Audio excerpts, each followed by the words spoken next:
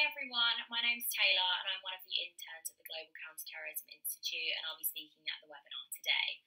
Firstly, I'd like to apologise for not being there in person, but I've tried my best to compress my research into around a 15-minute video presentation, and I will put my email address at the end of my PowerPoint slides in case you have any follow-up questions or any advice that you'd like to give me or anything you want to follow up on. So I thought I'd start by giving you a little bit of a background, an introduction to myself. So, as I said, my name's Taylor. I'm currently living in London. I graduated from University College London last summer in the middle of the pandemic with a first-class honours degree in security and crime science. The degree was very multidisciplinary. I did a lot of things, so looking from social science to coding and programming, and I focused my dissertation on the effectiveness of the UK intelligence services in the post-9/11 period. I since started my master's degree at King's College London in Intelligence and International Security last September, where I've been focusing largely on the Middle East and counter-terrorism, and I'm in the process of completing my master's thesis looking at al-Qaeda's strategic evolution, focusing specifically on Mali, which is closely linked to my research today. I wanted to expand on my dissertation, so I had a good amount of knowledge on the topic. During my academic studies, I've also partaken in some internships, so I've worked with Humphreys Courts and Tribunal Services. I've worked as a social researcher for the Cambridge Constabulary and with a private technology company, and now I'm here with the Global Counterterrorism Institute, and I hope you really enjoy my presentation, so I'll go forward to the slides.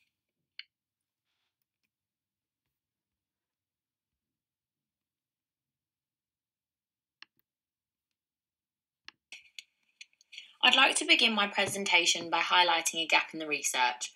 Since 9/11, a vast amount of research has been dedicated to the exploration of the failures of the War on Terror, from the perspective of the US-led coalition to inform future counterterrorism policy and strategy. Despite terrorist organisations demonstrating clear capabilities of learning, less attention has been paid to explore their failures and lessons learnt, and the implications that this may have for the evolution of their policies and strategies. Therefore, this research will explore al-Qaeda's failures and lessons learned in Afghanistan after the 2001 US-led invasion, and in Iraq after the 2003 US-led invasion, focusing specifically on their strategic evolution when compared to the experiences of their affiliates during the later insurgencies in Yemen, Somalia, and Mali.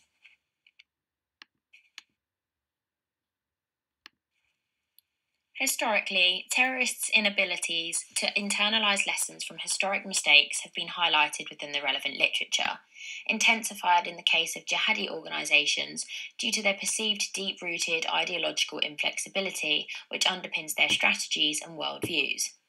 This ideological rigidness forms an obstacle to the greater flexibility, innovation, and fundamental shift in modus operandi, structure, and goals required for strategic evolution, helping to explain why at the tactical level, al-Qaeda has seen success but often failed at the strategic level.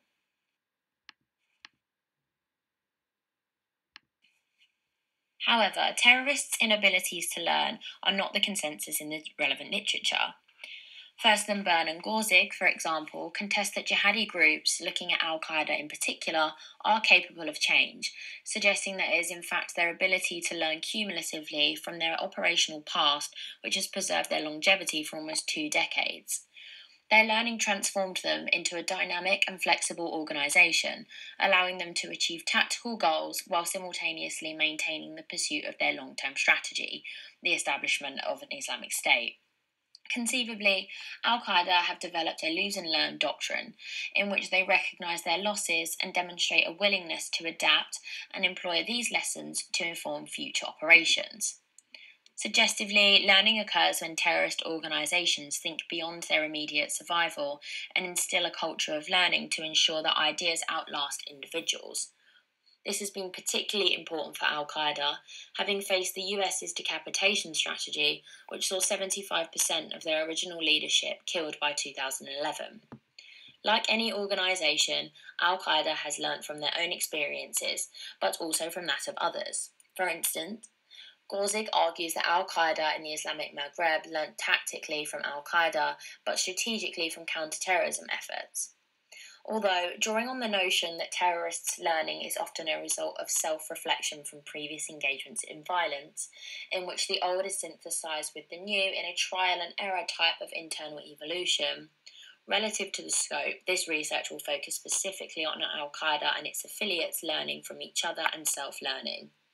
To further operationalization, commensurate with Crenshaw's differentiation between learning type, this research will focus specifically on strategic learning for a more focused exploration, defined as significant points of novelty which influence a change in the organization's shaping of their goals and how they relate their tactics and operations to these new objectives.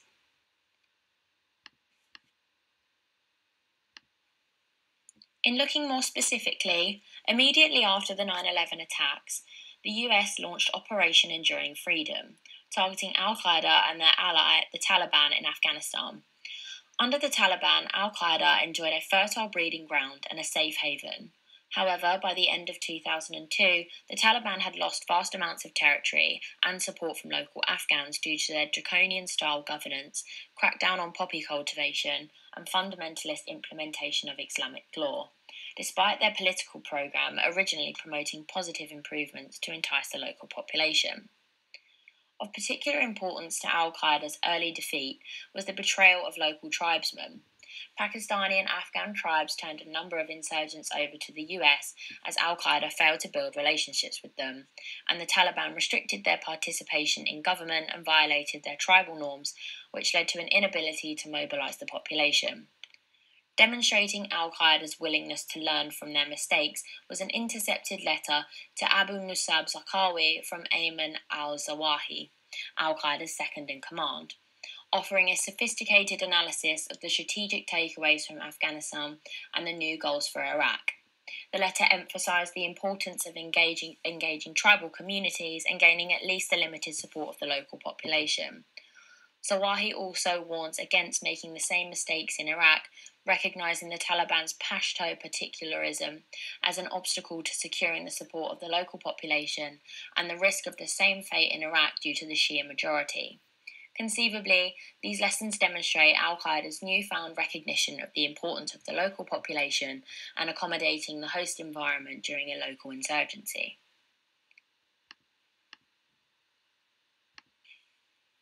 After the invasion of Afghanistan, the US shifted their attention to ousting Saddam Hussein and regime change in Iraq, launching Operation Iraqi Freedom in March 2003.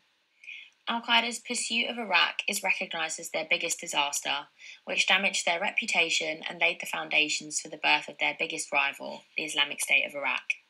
Although Iraq influenced the greatest development in the global jihadi movement since the Soviets' withdrawal from Afghanistan, provoking new strategic thinking across its affiliate branches. Initially, al-Qaeda in Iraq's pursuit of Iraq was promising. The al-Qaeda branch sought to capitalize on the Islamist-leaning Sunni nationalists' revolt against de-Sunnifying Iraq, and their goals to end political disenfranchisement and oust foreign intervention. However, al-Qaeda in Iraq squandered this unique opportunity to build a safe haven and an Islamic State in the heart of the Islamic world through strategic miscalculations. Despite al-Qaeda's attempts to warn Zarqawi about the armed Islamic group of Algeria's failed insurgency in Algeria, al-Qaeda in Iraq's failures have been likened to that exact experience in which their enemy did not defeat them, but rather they defeated themselves. Overall, al-Qaeda in Iraq's defeat was due to their overly ambitious strategy, resulting in the pursuit of unrealistic ends through inappropriate ways using inadequate means, which was underpinned by their attempt to implement a revolutionary and global cause into a local nationalist Sunni tribal movement. Ultimately, al-Qaeda in Iraq's zealotry strategy led to their failure to win the hearts and minds of the Iraqi population. Simultaneously, al-Qaeda in Iraq's strategy became progressively more extreme and discredited, and the Sunni community came to resent their barbarity, harbouring the belief that they were trying to liberate Iraq from Iraqis, not from foreign invaders. In particular, al-Qaeda in Iraq appeared to mimic the Taliban's ideological inflexibility. For instance, they banned music and satellite dishes, punished people for speaking French, and even killed women that refused to wear all black and the hijab. The Iraqi population took a particular dislike to al-Qaeda in Iraq's use of suicide attacks and civilian murders, which included the targeting of fellow Muslims. Contradictory to the customs of the Iraqi Sunnis that they were seeking to govern, in the areas that they seized, al-Qaeda in Iraq also imposed a strict form of Sharia using terror tactics, which further alienated supporters of the wider Sunni movement. Additionally, like al-Qaeda and the Taliban in Afghanistan, al-Qaeda in Iraq failed to build a relationship with local tribes. They violated tribal norms regarding marriage, encroached on their economic interests, forced puritanical fundamentalism upon them, alienated and even murdered individuals that failed to support them. Anti-al-Qaeda sentiment was only worsened by al-Qaeda in Iraq's brutal terror campaign and instigation of a sectarian war, accompanied by their inadequate means to protect Sunni communities from sheer retaliatory violence, which saw them ultimately undermined by the Iraqi population, tribes, and fellow Sunni rebels that had initially welcomed them. Furthermore, despite warnings, al-Qaeda in Iraq emulated the GIA's mistake of turning against its fellow rebels in an attempt to monopolize power, based on an overestimation of their power and the flawed assumed passivity of local insurgents, despite being largely outnumbered by and militarily weaker than the Shiites, Sunnis, and coalition forces. Al-Qaeda in Iraq's infighting also undermined its claims to be a global vanguard of Islam on behalf of all Muslims, damaging the brand's reputation, as well as highlighting the tendency for jihadists to alienate the host communities of the local insurgencies which they seek to hijack. This is also evidenced in their over-reliance on foreign fighters with foreign ideas.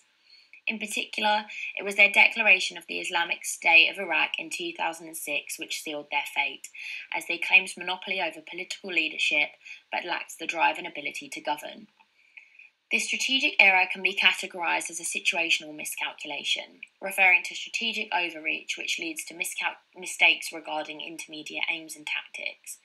These strategic miscalculations were detrimental to al-Qaeda in Iraq's failure, and laid the foundations for the US's surge in 2007, facilitated by the Awakening movement, which saw Sunnis partnered with the US to fight al-Qaeda in Iraq, including the Anbar Awakening and the Awakening Councils, also known as the Sons of Iraq program.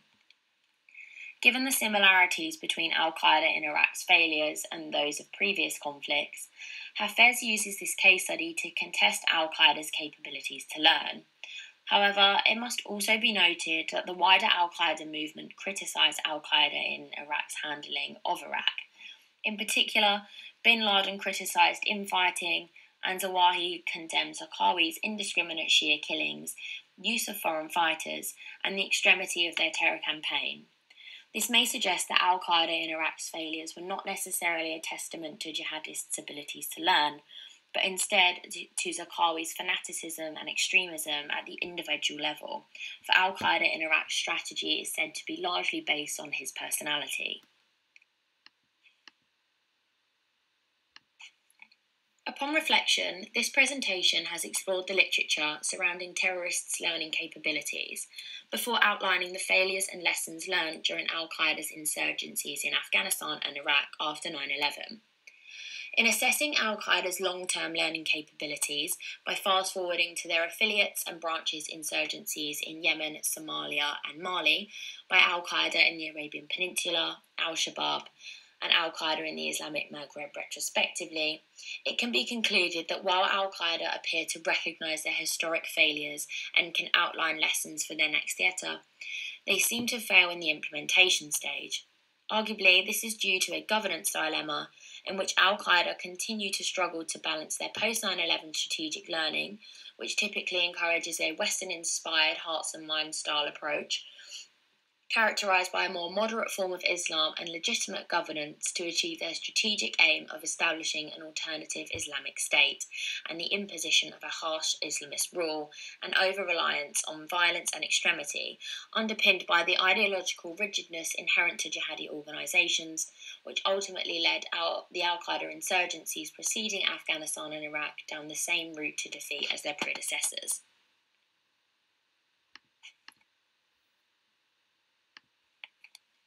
Here are some of the sources that I used for this research.